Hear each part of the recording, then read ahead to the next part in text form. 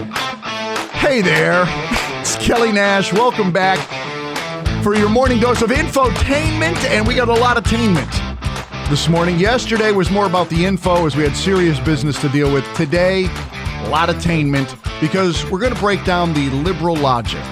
And whenever you try to connect the dots with liberals, it's hysterical because they make no sense at all. And we're going to open up with yesterday a representative from Pomona, California named Norma Torres went to the podium. She's got Karen Bass to her right. There's a group of other officials around her, and she makes this bold proclamation. I am demanding full accountability and reimbursement for the local costs incurred, including injuries to local officers and damages caused by the chaos unleashed when the Trump administration recklessly deployed the military and ICE agents into our communities. They are the ones who created this unrest, and they are the ones that need to foot the bill. Oh, Trump unleashed. He unleashed the federal authorities to enforce federal law, which caused all this chaos and rioting. Don't you see? Doesn't that make a lot of sense to you? That when we try to enforce the law, it's kind of like when in California, if you are shoplifting, it's incumbent upon the store to allow you to take it. If you try to stop them and then there's any kinds of violence, that was caused by the store, not the person doing the shoplifting. See how liberal logic is fun to try to follow? And I just have to play that clip again, just the first half of it, because if listen in the background, there's a man who literally moans in ecstasy when she says Trump's responsible. I am demanding full accountability and reimbursement for the local costs incurred, including... Oh, yes. Oh, yes. That felt so good to say it. All right. Well, in case you're wondering, what is the bill that she wants you to pay? It's going to be about $20 million. Interestingly enough, in their breaking down of the math, most of that is for police overtime. It's like $16 million in police overtime that you caused by, again, trying to enforce federal law. And by the way, and didn't Trump offer, hey, look, the police don't seem to be able to handle this. We could send in the National Guard. They'll take care of it if you need us to. But that's neither here nor there. They have no accountability in that accounting for any of the damage done to the private stores, right? Like you saw the stores being looted. Because again, nothing says like we demand justice more than me stealing an iPhone or a television set. That really gets the message across that this is about whatever I'm protesting. Me running off with a pair of sneakers. No accountability for these all those autonomous vehicles that were sent downtown and then set ablaze. That's not on the bill. So I guess we got off a little cheap thanks to Norma Torres and her accounting methods. Also, the people that were provoked into this rage, they're really sane people. If you had to have seen the video now of the woman who I would describe as a professional Uncle Fester impersonator. I mean, she has perfected that look of Uncle Fester from the Addams Family. It's just, she's dead on. And here she is standing in front of a parked vehicle. Again, the vehicle's not moving at this point.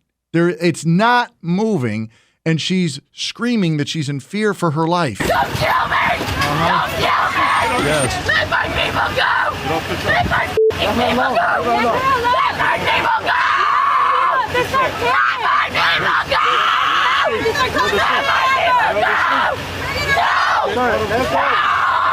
Let go!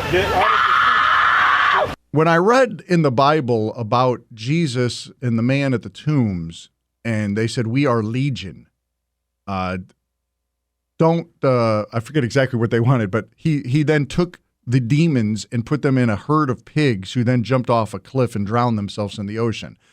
That woman desperately needed a herd of pigs to come by and just be set free from whatever the heck is tormenting her.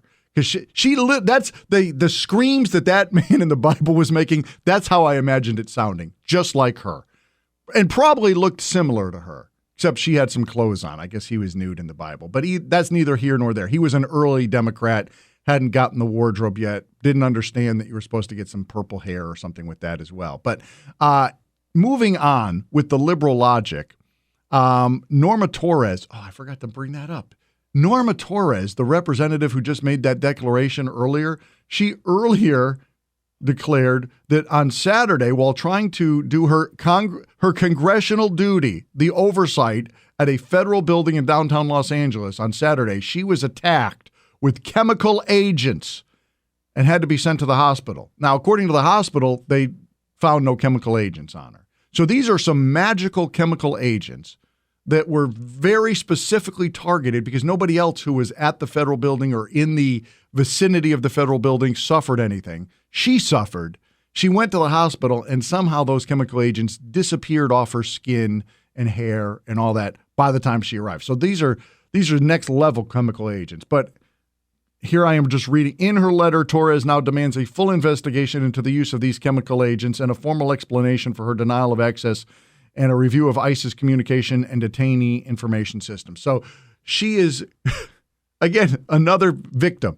She's been victimized again and again, kind of like Alex Padilla, also from California, who was victimized by federal agents. They keep making this a Trump thing. Trump had nothing to do with Alex Padilla being taken or being detained. He was not actually arrested, but the senator is inserting himself into a place he knows he's not supposed to be, disrupting a press conference, and he was warned numerous times and then taken. He wanted a mugshot. Did we even give him a mugshot? I don't even think he got a mugshot. He just got that arrest photo. Then you got the guy up in New York City who yesterday was arrested. And I did love, was it Homeland Security tweeted out? They retweeted his tweet from like a year and a half ago where he was talking about Trump, obviously, but he just said, reminder, no one is above the law. They just retweeted that to troll him because he is not above the law. The photo of his face with the bulging eyes as he's being taken, being detained, handcuffed, that is fantastic. His liberal logic does not hold up. I mean, he's saying you don't have a warrant. By the way, if you hear any of your liberal friends saying that they cannot arrest American citizens, absolutely they can. It's not an arrest, it's a detain. You're being detained because you are obstructing in a federal arrest. These people that they're talking about, according to federal law voted on by Congress, you do not need a warrant once you have a judge giving you the deportation orders. It's already happened. They've already had their due process. They've been ordered to leave the country. They have refused to do so. And we're going to get them wherever they're at, including if they're in a courthouse. And we're going to grab them and we're going to send them home. That's the law. And for a senator to actually act like he doesn't know that, bro, you were part of the vote. I know you voted against it, but you were part of the vote. I love liberal logic.